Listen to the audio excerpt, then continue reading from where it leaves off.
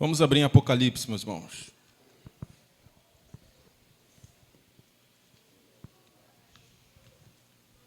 Apocalipse, capítulo 1.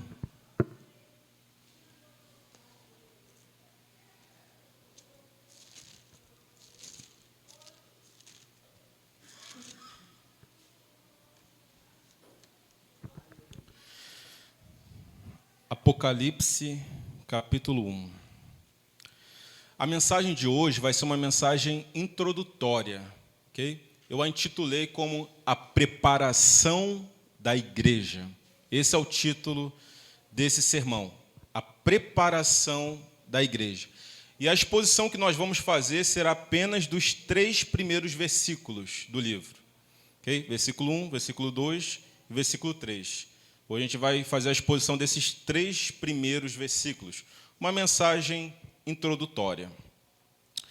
Vamos, antes de iniciar a exposição, vamos fazer apenas uma oração rápida. Pai, eu quero pedir a Ti, Senhor, Tua graça entre nós, que não seja uma reunião qualquer, Pai, mas que a Tua palavra venha a ser aplicada aos nossos corações, e isso só é possível mediante o Teu Santo Espírito. Eu rogo a Ti, Pai, que essas palavras venham ser aplicadas em cada um dos nossos corações, que venha nos despertar essa noite, Pai, para o que o Senhor deseja de nós, o propósito que o Senhor quer realizar em nossas vidas e a Tua santa e bendita vontade. Em nome do Teu Filho Jesus. Amém. Vamos fazer a leitura. Apocalipse 1, versículo 1. Revelação de Jesus Cristo, a qual Deus lhe deu para mostrar aos seus servos as coisas que brevemente devem acontecer. E pelo seu anjo as enviou e as notificou a João, seu servo. Só até aqui por enquanto. Meus irmãos, nós estamos diante do livro que é um dos mais negligenciados por parte dos cristãos modernos. Qual foi a última vez que você ouviu uma pregação do livro de Apocalipse? Um estudo do livro de Apocalipse? Raramente se exploram esse livro, raramente abordam, estudam, pregam a respeito desse livro. É um livro negligenciado, pouco pregado, pouco abordado, pouco explorado por parte dos cristãos modernos. Muito se fala dos evangelhos, muito se fala das cartas de Paulo, muito se fala das histórias do Antigo Testamento, mas muito pouco se fala do livro de Apocalipse. E não é à toa. Nós estamos falando de um dos livros mais difíceis de toda a Escritura. É um desafio fazer a exposição desse livro. É um dos livros que, de fato, não é fácil de interpretar. Existem inúmeras vertentes teológicas a respeito desse livro. Existem linhas de interpretação diferentes somente a respeito desse livro. Nós temos, por exemplo, 3 linhas de interpretação. Nós temos, primeiro, a linha de interpretação preterista, vem de pretérito, passado. Eles entendem que as coisas do livro de Apocalipse aconteceram no passado, só aconteceram no tempo dos apóstolos, da igreja primitiva. Então não serve para nós hoje. Os preteristas vão dizer isso. O livro de Apocalipse é para a igreja do passado, aconteceu no período apostólico, na igreja primitiva. Não serve mais para nós hoje. Nós temos uma segunda linha, a futurista. Eles entendem que os acontecimentos aqui de Apocalipse é para a igreja futura. Não é para nós também hoje. É para aqueles que viveram esse período lá na frente, no fim dos tempos. E nós temos uma terceira linha, a histórica. Então, preterista, passado. Futurista, futuro. E nós temos uma terceira linha, a histórica, que entende que o livro de Apocalipse envolve todos os períodos da história. O livro de Apocalipse abarca tanto o passado, como o presente, quanto o futuro. E essa é a visão da linha reformada. Essa é a visão que nós temos, a linha de interpretação histórica. Nós entendemos que o livro de Apocalipse abarca todos os períodos da história, tanto o passado, como o presente, quanto o futuro. É para a igreja do passado, é para a igreja do presente e é para a igreja do futuro. Até aqui tudo bem?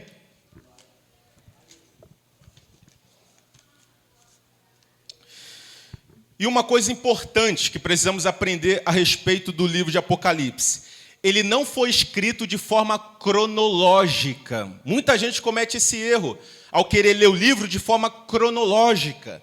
O livro de Apocalipse não foi escrito de uma forma cronológica do início ao fim, do primeiro capítulo até o último, não. O livro de Apocalipse é dividido em 7 partes, 7 sessões. Vamos lá, primeira sessão do livro vai do capítulo 1 até o capítulo 3, que vai falar de Cristo e as 7 igrejas. Segunda sessão do livro vai do capítulo 4 até o capítulo 7, que vai falar do Cordeiro e os 7 selos. Terceira sessão do livro vai do capítulo 8 até o capítulo 11, que vai falar das 7 trombetas. Quarta sessão do livro vai do capítulo 12 até o capítulo 14, que vai falar da batalha do dragão e da mulher. A quinta sessão vai do capítulo 15 até o capítulo 16, que vai falar das 7 taças da ira de Deus. Sexta sessão do livro, capítulo 17 até o capítulo 19, vai falar do julgamento divino. E a última sessão, a sétima, que curioso, né? 7 partes, 7 sessões. Aliás, o número 7 é uma coisa impressionante nesse livro. Como ele aparece, 7 igrejas, 7 selos, 7 trombetas, 7 taças, né? A sétima sessão vai do capítulo 20 até o capítulo 22, que vai falar da consumação de todas as coisas. 7 sessões, 7 divisões do livro de Apocalipse. E o que são essas 7 sessões do livro? Em cada uma dessas 7 sessões, o autor vai tratar de acontecimentos que vão desde a primeira vinda de Cristo até a segunda vinda de Cristo, entendeu? Então, durante essas 7 sessões, o autor vai narrar acontecimentos que vão da primeira vinda até a segunda vinda de Cristo, só que em ângulos diferentes, perspectivas diferentes, tá entendendo? Com ênfases diferentes. É isso que está acontecendo. Você tem, por exemplo, Mateus, Marcos, Lucas e João, falando da mesma coisa, só que em ângulos diferentes, perspectivas diferentes, com ênfases diferentes. Mas temos aí 4 evangelhos, escritos por 4 autores, falando a mesma história, só que com perspectiva diferente. Assim também ocorre no livro de Apocalipse. Vamos começar então a exposição. Acompanha comigo, capítulo 1, versículo 1. Olha como começa o texto. Versículo 1. Revelação de Jesus Cristo. Olha como começa o livro de Apocalipse. Primeira palavra do livro, revelação. Olha que interessante. A primeira palavra que abre o livro de Apocalipse é revelação. Sabe o que significa revelação no grego? Apocalipse. No grego, a palavra revelação é apocalipse, ou seja, no grego é apocalipse de Jesus Cristo. Apocalipse é uma palavra grega. A gente acha que é português, não, é uma palavra grega. E essa palavra grega, traduzindo ela, apocalipse do grego, significa revelação. Olha que interessante. Ou seja, o livro de Apocalipse recebeu esse nome, Apocalipse, por causa da primeira palavra que aparece no seu livro, revelação. E essa palavra revelação traz a ideia de desvendar um mistério. Isso é o Apocalipse, é desvendar o mistério, tornar algo descoberto, revelar uma verdade. Está entendendo? Isso significa Apocalipse. O texto continua. Revelação de Jesus Cristo, a qual Deus lhe deu para mostrar aos seus servos as coisas que brevemente devem acontecer. E pelo seu anjo as enviou e as notificou a João, seu servo. Preste atenção. Aqui nesse versículo nós temos o título do livro, o propósito do livro e o autor do livro. Observe comigo. Revelação, título do livro. Aí ele vai dizer, de Jesus Cristo, a qual Deus lhe deu para mostrar. Esse para é uma palavra que expressa finalidade ou propósito. Qual é a finalidade e o propósito do livro? Mostrar aos seus servos, a igreja, as coisas que brevemente devem acontecer. Olha aqui a finalidade do livro. Olha o propósito do livro. Mostrar aos servos, à igreja, o povo eleito do Senhor, as coisas que brevemente devem acontecer. Meu irmão, isso aqui é curioso. É o desejo de Deus que nós saibamos as coisas que hão de acontecer. E detalhe, brevemente deve acontecer. Não é uma coisa distante, longínqua. Daqui 2000 anos. Daqui 1 milhão de anos. Brevemente devem acontecer. É o desejo de Deus que nós saibamos as coisas com respeito ao tempo do fim. É o desejo de Deus. Nós não podemos ignorar. Tem crente que ignora. Não, eu preciso conhecer primeiro os evangelhos. Eu preciso conhecer... Meu irmão, toda a Escritura é divinamente inspirada. Tem gente que acha que é só os evangelhos que é inspirado, já viu? Os evangelhos é inspirado. As cartas de Paulo, não, as cartas de Paulo... Paulo aí, muitas letras fizeram ele delirar. Toda a Escritura é divinamente inspirada. Ou seja, o livro de Apocalipse também é inspirado por Deus. E é o desejo de Deus que nós saibamos a grande perseguição que há de vir sobre a igreja, as calamidades que virão sobre esse mundo, a condição moral e espiritual da sociedade, o arrebatamento da igreja, os juízos de Deus que vão ser despejados. Meu irmão, a gente vai chegar na parte das 7 taças da ira de Deus. Você vai ficar horrorizado. Meu Deus, o que vai acontecer nesse dia? O arrebatamento da igreja, o retorno glorioso de Cristo no céu. É o desejo de Deus que nós saibamos todas essas coisas. Aí você pergunta, mas por quê? Por que Deus quer que eu saiba todas essas coisas? O que é o desejo de Deus que nós saibamos tudo isso?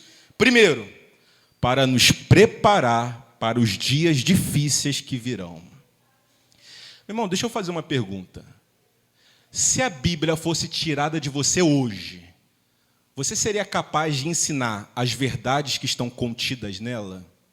No passado, num período de perseguição ferrenha, a Bíblia era tomada. Uma das primeiras coisas que os governos comunistas faziam era isso: tomar, confiscar as Escrituras. Meu irmão, se as Escrituras fossem confiscadas hoje de você, tomadas de você hoje, se tornassem proibidas, você estaria pronto para ensinar as verdades contidas nela? Tem crente que está 5 anos na igreja, 10 anos na igreja, e não sabe o que é João 3,16. Ainda não entendeu o cerne da questão. Estão 10, 15 anos na igreja e não sabem justificação pela fé, propiciação, expiação, regeneração. Meu irmão, Deus quer que nós saibamos as coisas que hão de acontecer, a perseguição que vai vir sobre a igreja, as calamidades, para nós nos prepararmos, meu irmão, para nós não sermos pegos de surpresa. Tem crente que dá 10 anos, ainda não sabe. O autor de Hebreus vai dizer, alguns de vós já deveriam ser mestres, mas ainda precisam aprender os princípios elementares da fé.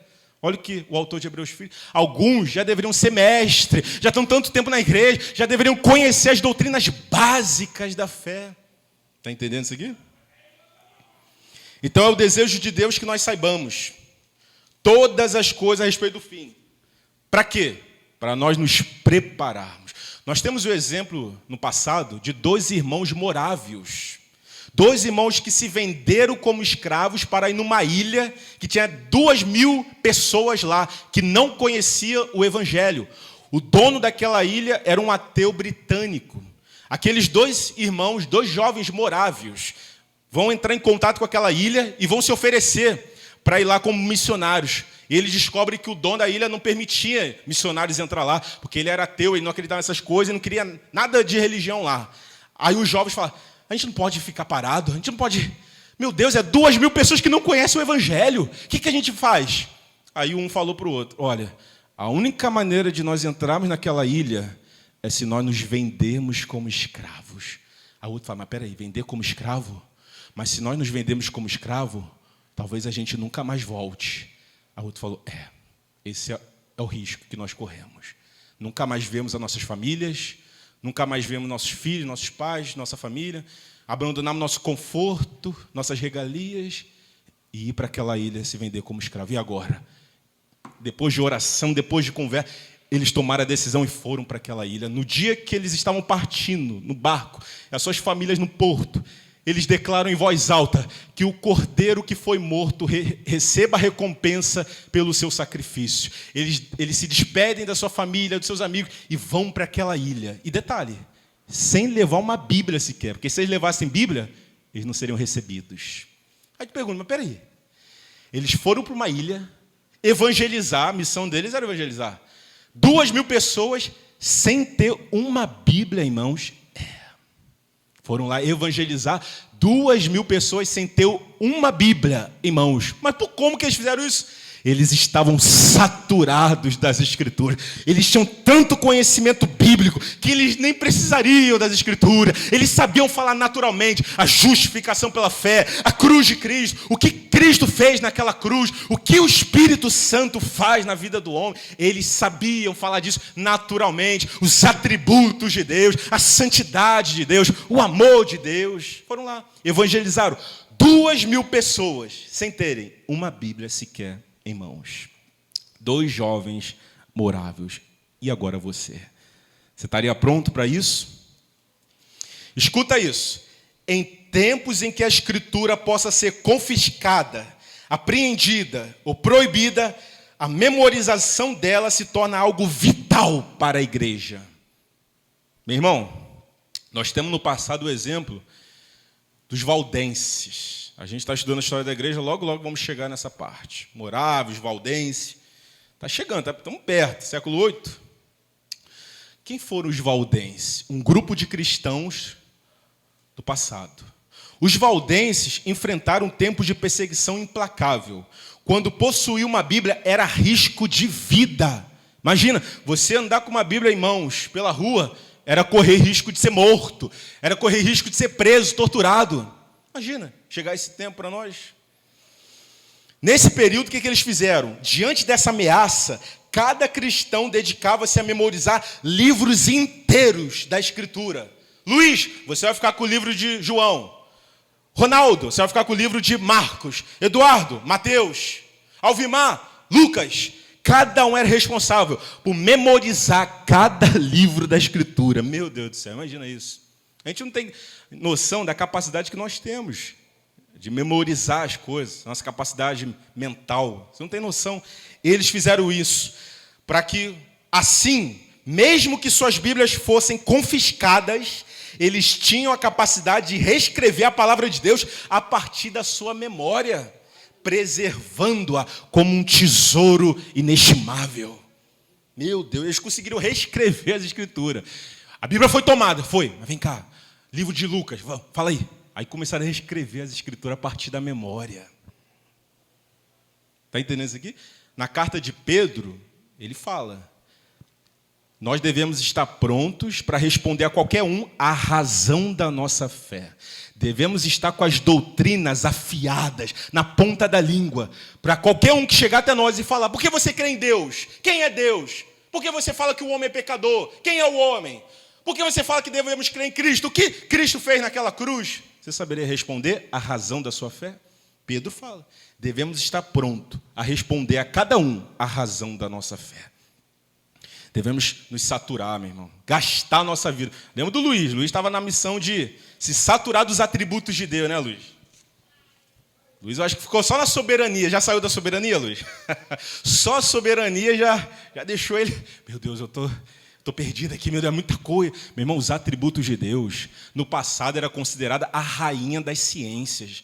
Dentro da teologia, a matéria mais admirada, mais apreciada pelos teólogos, era os atributos de Deus, a teontologia, estudar o ser de Deus, conhecer a grandeza de Deus, a onipotência, a onisciência, a onipresença, a santidade, a soberania, o amor. Isso era considerado a rainha das ciências, a principal ciência, a principal matéria, é se aprofundar no estudo do ser de Deus. Nada se compara a isso, meu irmão. Nada.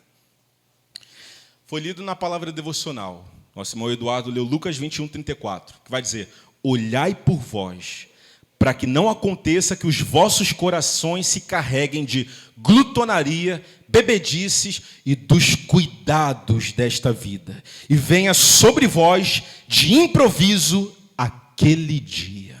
Olha o que Jesus está falando aqui. Cuidado para que vocês não sejam pegos de surpresa. É isso que ele está dizendo. Cuidado, para que os olhos de vocês não estejam fixos demais nesse mundo, presos demais a essa terra, a ponto de quando aquele dia chegar, vocês sejam pegos de surpresa. Devemos estar prontos para os dias difíceis que virão. E detalhe, devemos não apenas nos prepararmos, mas também prepararmos as nossas famílias para estes dias.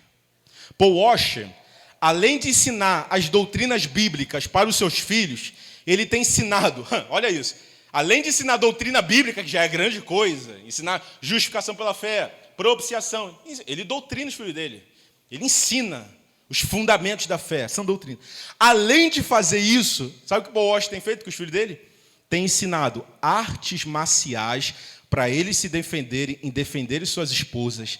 Tem ensinado método de sobrevivência no deserto e nas florestas, como, por exemplo, fazer fogo, encontrar comida, como obter água pura, como criar abrigo.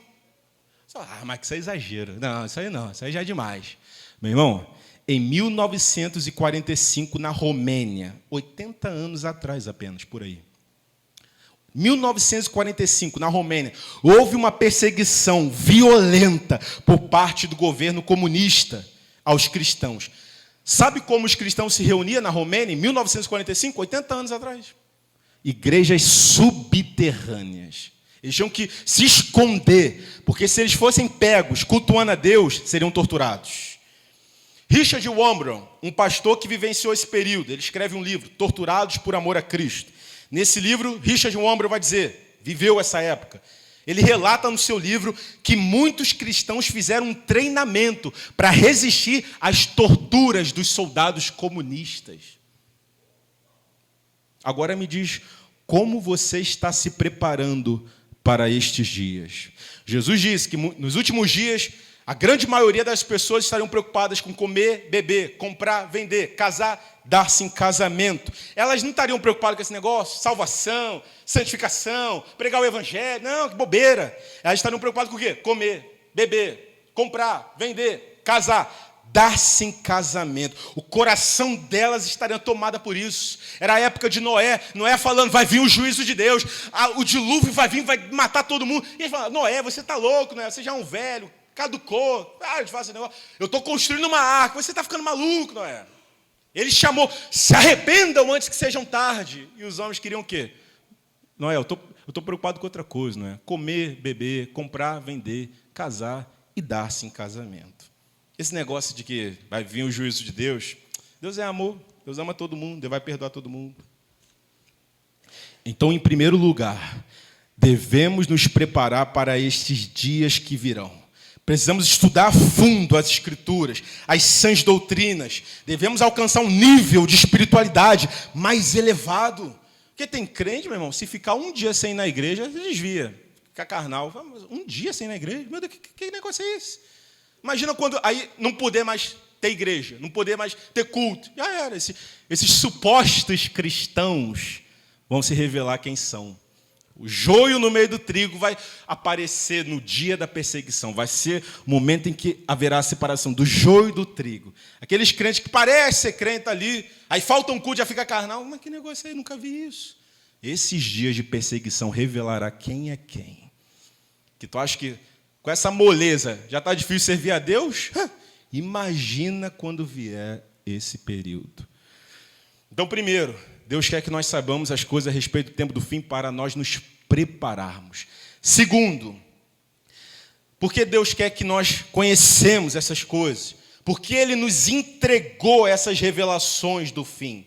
Em segundo lugar, para não desanimarmos no meio da perseguição. Olha que coisa linda.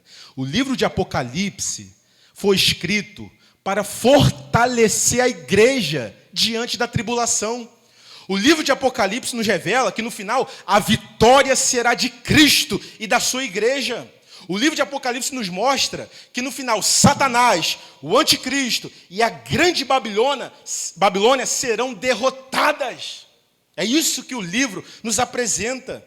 Ele foi escrito para nos assegurar de que a nossa vitória é certa. Satanás será derrotado, o mal será aniquilado e a igreja triunfará triunfará ao lado do Cordeiro, que vive e reina para sempre. Como alguém certa vez falou, o livro de Apocalipse é como um farol no meio da tempestade. É um farol de esperança. Por isso que ele foi escrito, por isso que ele foi dado a nós.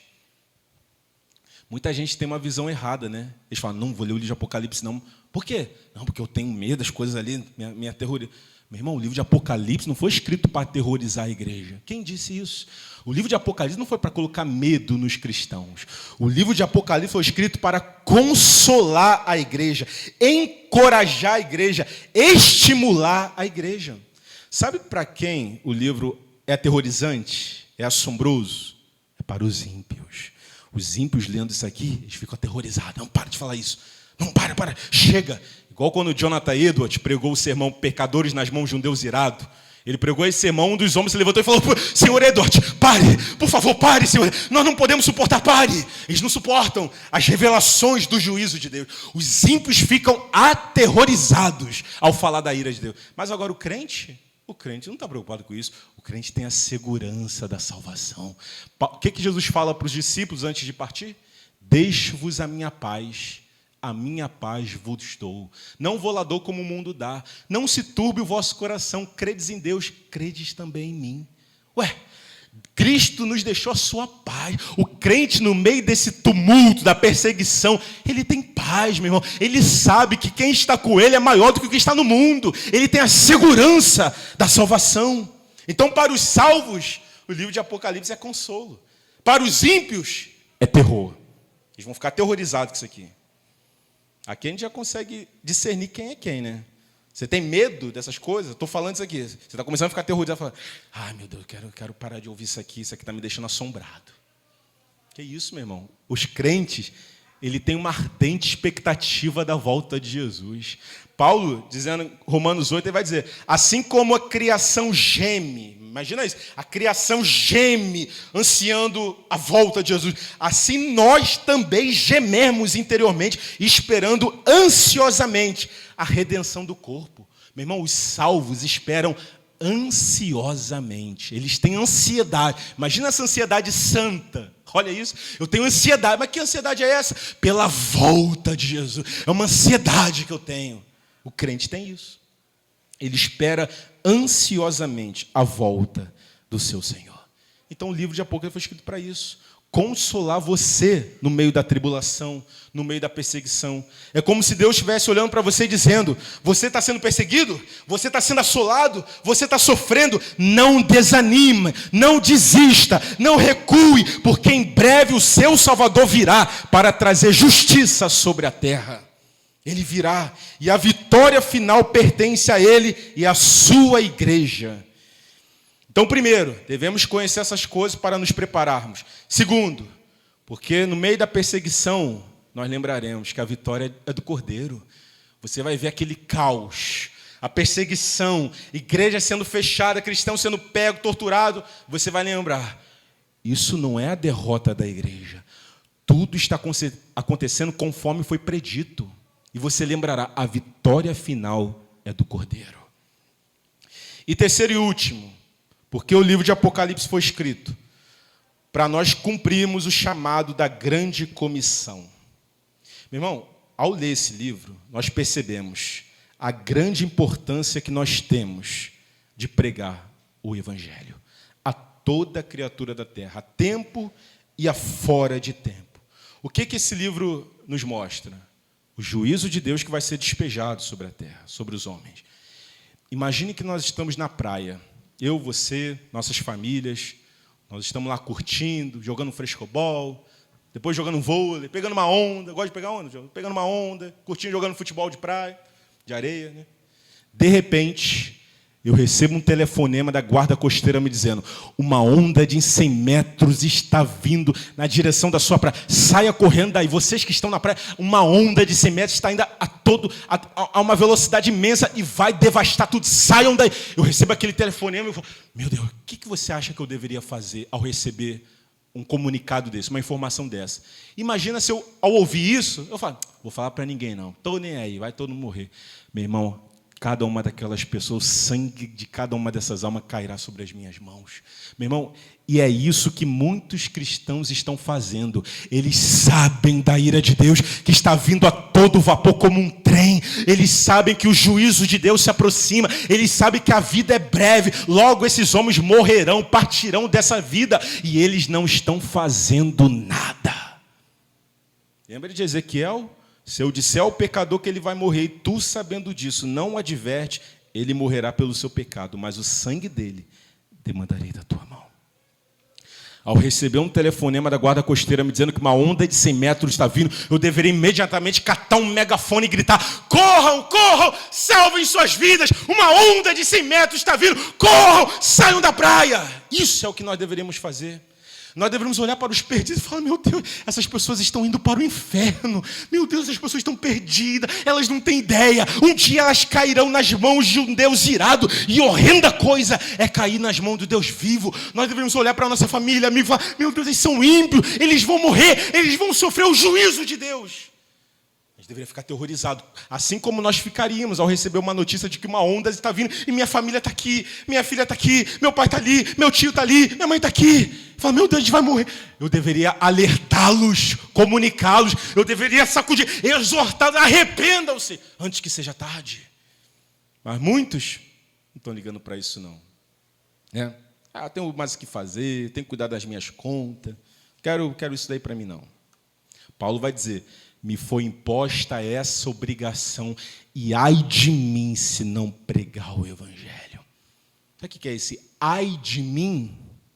É o mesmo ai de Isaías ao ver a glória de Deus. Ai de mim, sou um homem perdido, sou um homem de lábios impuros e habito no meio de um povo de impuros lábios. Ai de mim, estou perecendo. Paulo vai dizer: me foi imposta essa obrigação, e ai de mim se não pregar o evangelho. Esse ai é um oráculo de maldição. Ele está dizendo: se eu não pregar o evangelho, que toda maldição recaia sobre mim. Me considere um homem maldito se não pregar o evangelho. Me foi imposta essa obrigação. Ai de mim se não pregar o evangelho. Ele não fala: me foi imposta essa opção. Se fosse isso, tudo bem. Me foi imposta essa opção, eu tenho a opção de decidir sim ou não. Me foi imposta essa obrigação.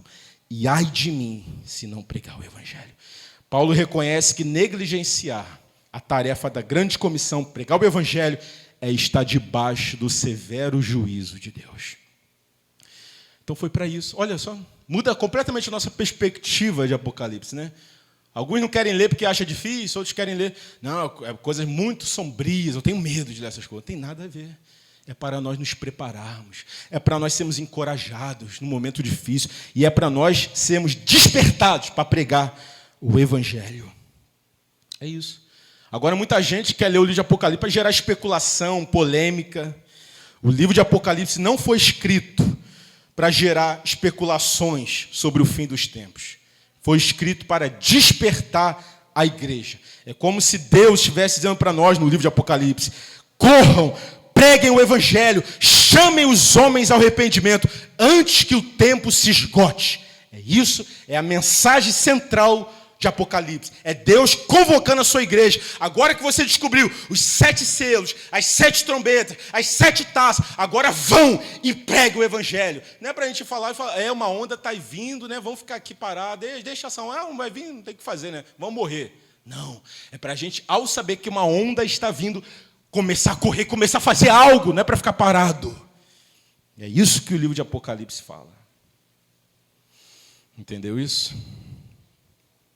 Nos prepararmos, nos encorajar e nos despertar.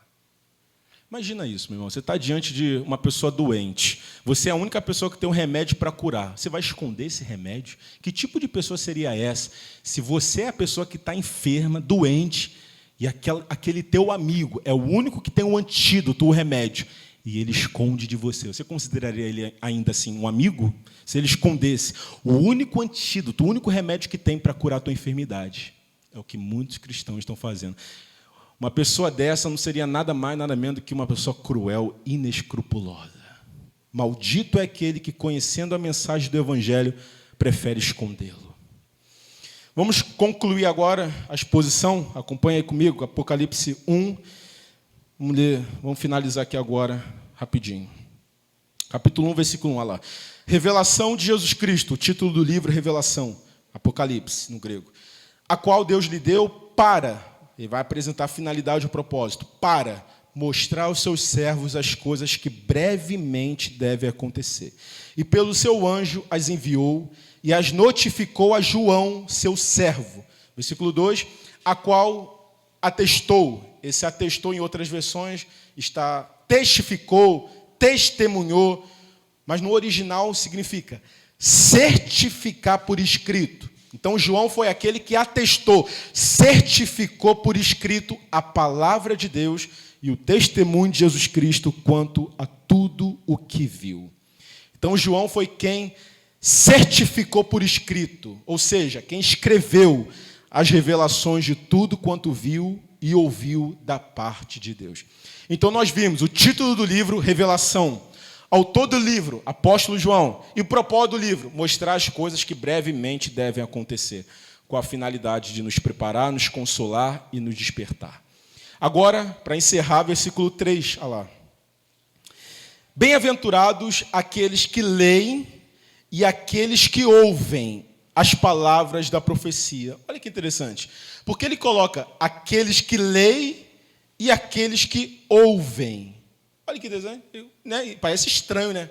É bem-aventurado aqueles que lê e aqueles que ouvem. Como assim? Vamos entender isso aqui. Naquela época, era comum os apóstolos, ao escreverem uma carta, eles enviarem essa carta para as igrejas. E a pessoa faria a leitura dessa carta para a igreja, enquanto a igreja ouvia as palavras daquela carta sendo proferidas. Está entendendo? Uma pessoa faria a leitura, vamos lá. Eu sou o líder de uma igreja lá, a igreja de Éfeso. João envia a carta para a nossa igreja. Eu recebo a carta, eu vou fazer a leitura dessa carta para a igreja.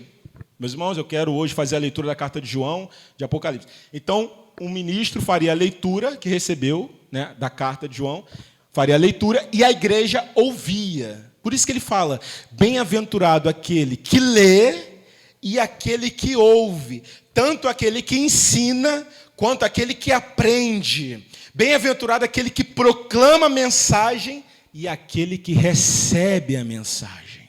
É o que João está dizendo para nós. Mas o mais importante é o que ele coloca em terceiro lugar. Olha lá, ó. E guardam as coisas que nela estão escritas. Sabe o que é esse guardar? Ele fala, né? Bem-aventurado aquele que lê, aquele que ouve, mas principalmente aqueles que guardam as coisas que nela estão escritas. Esse guardar tem dois sentidos. Primeiro, considerar, prezar, dar valor. Ele está dizendo assim, bem-aventurados são aqueles que guardam, consideram, prezam, dão valor às palavras escritas nesse livro. Meu irmão, as coisas que estão escritas aqui não são coisas banais, não são coisas insignificantes. Nós não estamos falando do conto da carochinha, meu irmão. Nós estamos falando de verdades eternas. Nós estamos lidando com o desdobramento da eternidade. Não é uma coisa banal, boba. Alguém deve estar pensando, que coisa chata para aprender Apocalipse. Queria aprender outra coisa, queria aprender da história de Jesus, rapaz, Jesus. Ele está dizendo isso. Olha lá, bem-aventurado aquele que lê, aquele que ouve, mas principalmente aqueles que guardam, consideram, dão valor, falam, é verdade, tudo isso está prestes a acontecer, eu tenho que fazer algo. São palavras vindas diretamente do trono de Deus, por isso devemos prezar, considerar, dar valor a cada palavra que é dita. É como se nós ignorássemos, nós somos soldados, o nosso general vai passar um comando para a gente do que fazer no meio da guerra, e a gente ignora, fala, deixa esse cara aí para lá, vamos lá para a guerra. Não, e chega lá e fala, e agora, o que a gente faz? Meu Deus, a gente tinha que ter ouvido lá, o general, tu prestou atenção no que ele falou? Ih, rapaz, nem lembro o que ele falou. Meu Deus, agora o que a gente faz nessa guerra? Perdeu a batalha porque ignorou o comando do general. Meu irmão, aqui está o comando do nosso general supremo. Aqui ele está dando as recomendações do que fazer no campo de batalha. É o mapa do tesouro para chegarmos na eternidade. Nós vamos ignorar, desprezar. Não podemos tratar com desprezo aquilo que Deus revelou com tanto zelo. Meu irmão, João quase foi morto por causa disso aqui. João escreveu isso aqui preso numa ilha de Pátimo. Estava lá, às vezes, Como que João deveria estar pálido? Eles não tem nem o que comer, beber, cheio de fome, mas está lá escrevendo a revelação de Apocalipse. Para algumas pessoas olharem e falar, que bobeira.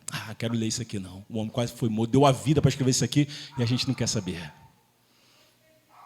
Isso é guardar, considerar, prezar, dar valor. Em segundo lugar, o segundo sentido desse guardar, nela, guardam as coisas que nelas estão escritas. Em segundo lugar, reter para si. A ideia de guardar aqui também significa aqueles que moldam a sua vida a partir desta revelação. Meu irmão, ao descobrir as revelações contidas nesse livro, a nossa vida não pode continuar a mesma. Algo tem que mudar. A nossa vida precisa ser moldada a partir dessa revelação. Como assim, Maico? Os nossos projetos futuros, os nossos planos para o dia de amanhã, os nossos sonhos, as nossas metas, elas devem ser todas moldadas a partir dessa revelação. Se eu perguntasse a você, quais são os seus planos para o dia de amanhã? Aliás, a gente começou o ano de 2025, quais são os seus planos para 2025? Aí alguns vão falar, meu sonho em 2025 é eu trabalhar demais para conseguir aquele carro dos sonhos. É trabalhar muito, é me fissurar, é trabalhar para comprar a casa dos meus sonhos. Peraí, você vai viver aqui para sempre? Como é que é isso aí? Imagina que você vai planejar uma viagem para os Estados Unidos. Você descobre que a Rússia vai entrar em guerra com os Estados Unidos, vai atacar, vai ter um bombardeio. O seu plano de ir para os Estados Unidos continua de pé, sabendo que vai ter uma guerra lá? Imagina. Você planejou uma viagem para os Estados Unidos mês que vem. E aí você descobre que a Rússia vai atacar os Estados Unidos agora, imediato, mês que vem.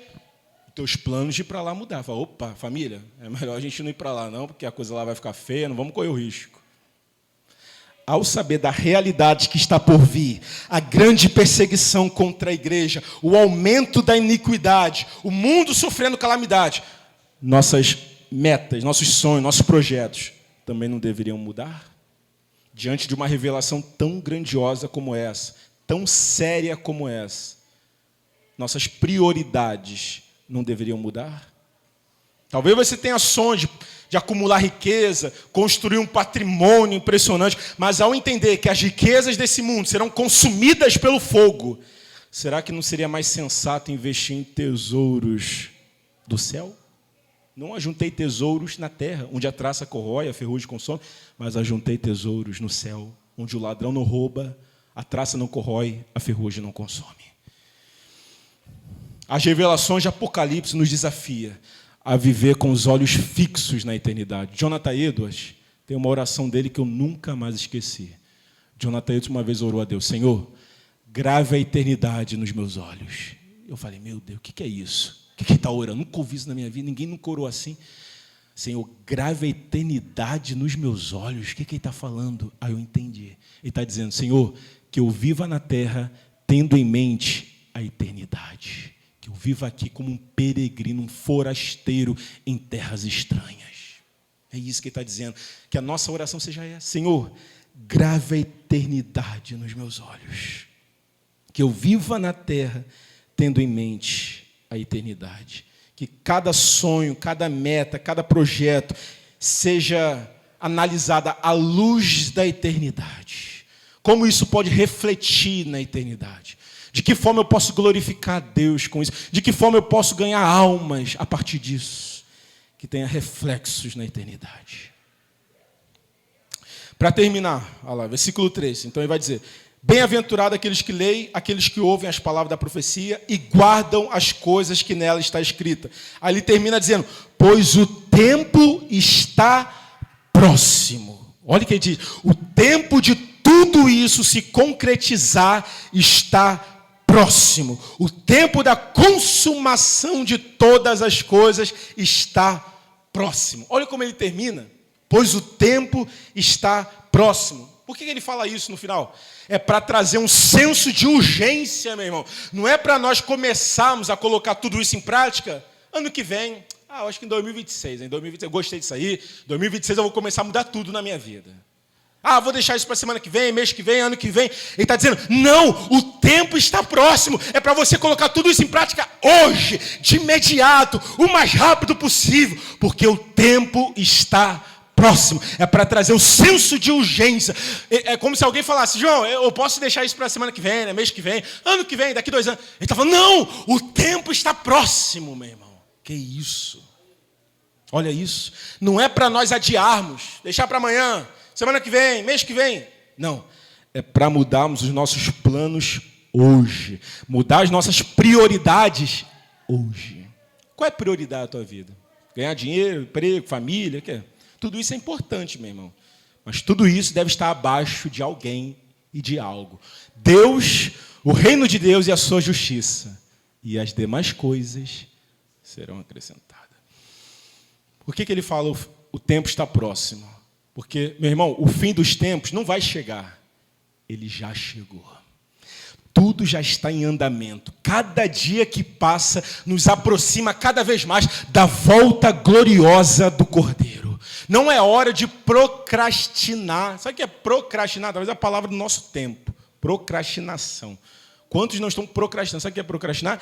Deixar aquilo que é mais importante para fazer depois e aquilo que é menos importante para fazer agora. Procrastinar. Como assim? Mano? Aquilo que é mais importante, deixa para depois. E aquilo que é menos importante, deixa para agora. Procrastinar. Talvez tenha gente que olhando isso.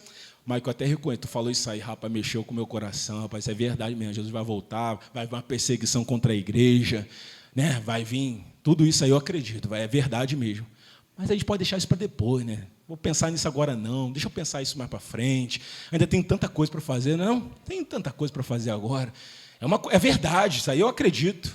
Mas quando eu chegar em casa, mas aqui tem que ter outra coisa, é minha família, tem... Não deixa para amanhã aquilo que você precisa fazer hoje. A volta de Jesus, meu irmão, a gente não tem ideia do que pode acontecer daqui 1 semana, 1 mês, 1 ano. De repente, o abominável da desolação pode aparecer, meu irmão. Uma grande perseguição pode se iniciar no mundo inteiro.